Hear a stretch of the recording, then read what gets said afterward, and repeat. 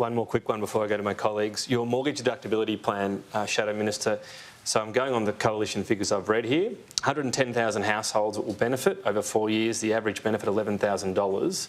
Your document says it will cost $1.25 billion. In 1 year, it would be $1.21 billion. So is the cost more, is the 11,000 wrong, or is it fewer households? No, we've never said that the 11,000 is the average. What we've said is 11,000 is for a typical couple.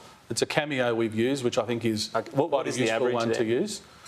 Let me just answer the question. So for a typical couple who are on average full-time earnings, they will save $55,000 over the 5 years. That is a significant benefit for first home buyers. It's going to be, Tom, with respect to costings, it'll be a demand-driven scheme. This won't be capped. We're not going to cap it. We will be delighted if as many Australians as possible are able to avail themselves of the first home buyer mortgage deductibility scheme. Did it go through the PBO? We've had many iterations of this policy through the PBO and with the industry. This iteration? We have absolutely, well, we'll announce all of our costings at the right time, Tom. Okay. But I can assure you, we want as many young Australians to take up the first home buyer mortgage deductibility measure, because it is not a capped scheme, and importantly, Tom, it's a policy that adds to housing supply. Because one thing that I don't think many Australians are aware of is that in Australia, we don't typically have new homes built unless someone's willing to pre-commit to that home. So whether it's a first home buyer wanting to buy an off-the-plan apartment, whether it's someone willing to put a deposit down on a house and land package, what unlocks that home being built is often a young first home buyer having the confidence and having the financial ability to actually make that purchase. That's what unlocks the home. So the reason, Tom, we want as many Australians as possible to take this up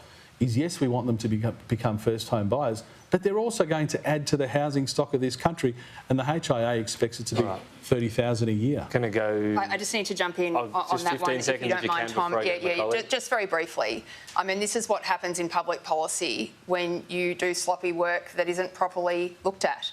This is dressed up as a housing policy. How can it be a housing policy when it won't build a single new home or get a single person who is renting today into home ownership who wouldn't otherwise be there? What the Liberals have cooked up here is a generational triple whammy for young people around the country. Right. Peter Dutton not only wants you to be paying off your landlord's mortgage, he now wants you to subsidise the mortgage of people who have been able to get into the housing market.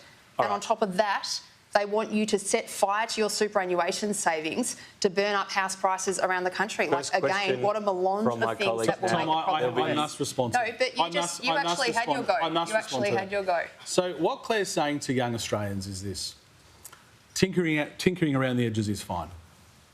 Clare is tinkering around the edges, fiddling while Rome burns. We make no apologies that our first home buyer mortgage deductibility scheme is a very ambitious tax concession for young first home buyers. And let's be frank, in this country, young Australians bear a disproportionate amount of the personal income tax burden.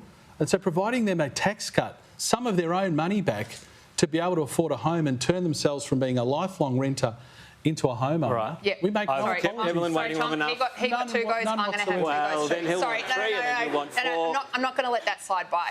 The idea that Labor's policy is tinkering around the edges is one of the most patently ridiculous summaries that I've ever seen. Remember, this is a coalition government that sat on their butts and did nothing for a decade. They've spent 3 years trying to pull us back from doing important things.